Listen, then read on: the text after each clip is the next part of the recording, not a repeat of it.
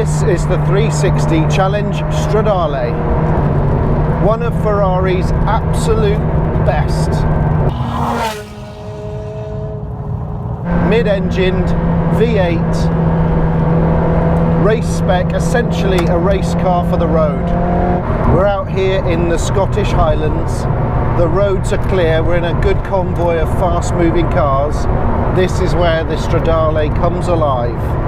This car could not be more different than the standard 360 Modena. It's not the greatest Ferrari. It's affordable right now, don't get me wrong, and if you can get a manual one, it's a good buy. But the Stradale is the one to have. It's lower, it's more purposeful, it's got stunning wheels on it.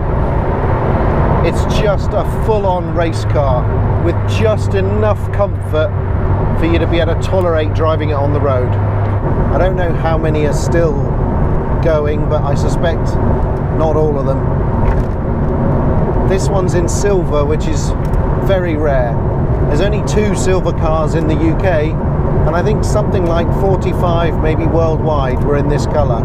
And it does pick out the lines and look particularly special. This is a 2003 car, so that's 15 years old, and yet it's still one of the absolute best Ferraris that you can buy. Like the F40, this car has no carpets, no real luxuries of any kind. You can see the welds in the corner of the car. It's proper, lightweight race engineering, which I like. 420 brake horsepower this car's got. 0 to 60 in 4 seconds.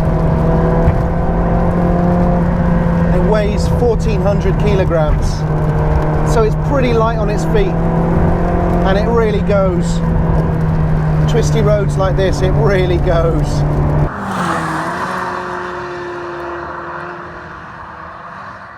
Here we go, folks, here we go. Wow! Everything is tingling. You can feel every single bump and undulation in the road. The steering is just perfect. It's so light and so much feedback. The steering wheel is not festooned in any way with any controls. It's refreshingly clear. Just a thing for turning the car. Listen to it. There is no finer noise.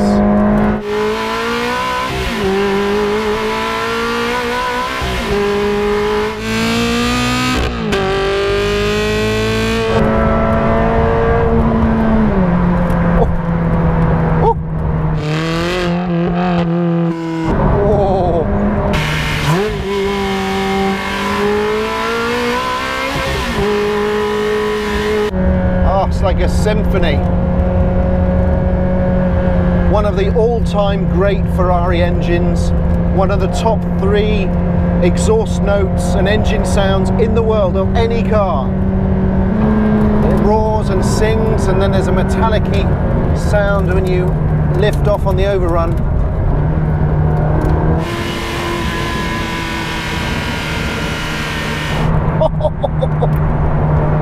What a car this is!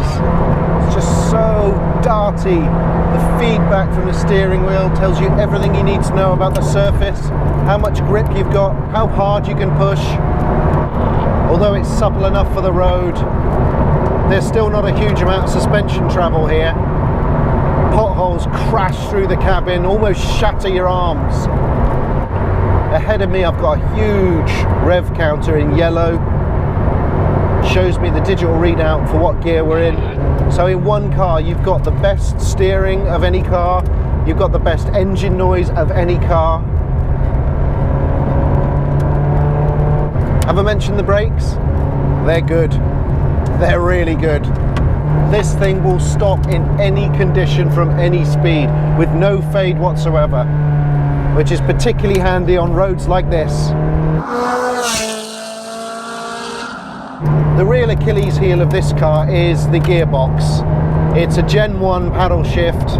It's very slow, it's a bit dim-witted, particularly on accelerating up changes. The big lag between first and then second and third, it's noticeable. It really causes quite a big pause. Compared to modern cars, I mean, it just feels prehistoric. And it feels like the clutch is slipping. Remember, it's a single plate clutch, and when you're pressing on and you're up through those gears, it feels like it's slipping all the time, feels like it's wearing. It's just not a nice sensation at all. As you get higher up the gears, it becomes a little bit faster, but still the best way to change gears in a Challenge Stradale is to just slightly lift when you actually make the change. Spare the gearbox. If you could have a manual one of these, it would be the greatest car in the world. This car's got a launch control, but to be honest, I've never been happy using it because it just shags the clutch. It's a terrible thing. 458 will do launch starts every day of the week. It'll just keep doing them. You can do it again and again. In this, you maybe get to do one, and then it just blows up. Once you press the race button, the car actually does change quite significantly. It's a little stiffer, but the biggest differences occur with the gearbox. And what was incredibly slow and dim-witted in normal mode sharpens up considerably. There's still lag between first and second and third, but it's much reduced, so it's a much nicer change. It's harsher, but it's much nicer, much more positive. And of course you get the valves open all the time, so you get that glorious noise, not just from 6,000, you get it right through the rev range.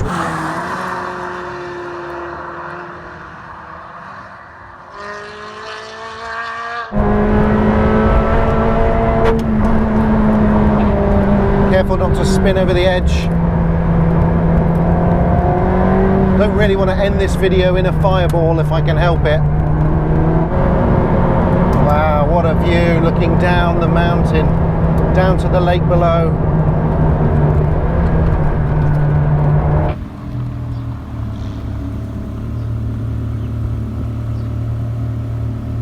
So let's have a look at the Challenge Stradale and what makes it so special visually from the outside. It's a lot more mean and purposeful than the 360 Modena. Sits slightly more forward and lower at the front than the rear. The wheels fill the arches far more effectively. You've got carbon fibre door mirrors. Ceramic brakes as standard. These ones actually came from the Enzo. So that explains why they're so fantastically good at stopping the car. So very few specified in Argento Nürburgring, as it's called. It also has a factory stripe. Again, a cost option, and I think works really, really well on this car. So as you can see, this car has the racing bucket seats. No harnesses, sadly, on this one, but normal seat belts. We also have a fire extinguisher. That's the charging point for the trickle charger. And as you can see, inside the car, it is bare metal. You've got rubber mats, but no real creature comforts. Carbon fibre in the door panels, which is especially cool. This car's also got carbon fibre mirrors. As you can see, the centre console, carbon fibre. You've got a Challenge Stradale plaque and flag motif. Very nice. Button wise, hazards, door lock, race mode, very important, turning the traction control off, launch control, which on a single plate clutch auto gearbox like this one is useless and to be avoided. And of course, in 2003, the super cool start button. Look folks, a manual handbrake. Oh, don't you remember those? Control wise, you can see this is all to do with heating and cooling. Non-standard upgraded stereo. There's your paddles, metal paddles, cool to the touch. Drill metal pedals for the driver. Behind the seats we've got some nets for storage. We've got a storage compartment in the back, which is very useful. I've currently got a battery booster in there. And through that glass window is of course the monster engine. This is it. This is a 3.6 litre V8, 0 to 60 in just 4 seconds. Top speed is only 176 miles an hour. This is a track racer, not an outright speed machine. There are many Ferraris much faster than this, but the Challenge Stradale is all about handling and it's all about the corners. So what do I like about the Challenge Stradale? The noise, the steering, the handling, the brakes, the looks of the thing compared to the 360 Modena. This is a stunning car.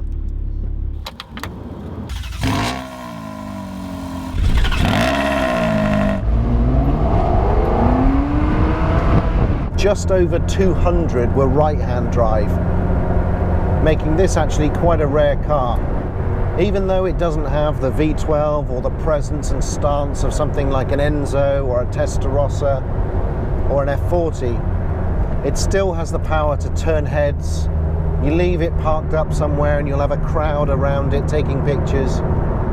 It's also one of those cars that attracts real motoring connoisseurs and Ferrari connoisseurs. A lot of serious collectors favour the Challenge Stradale.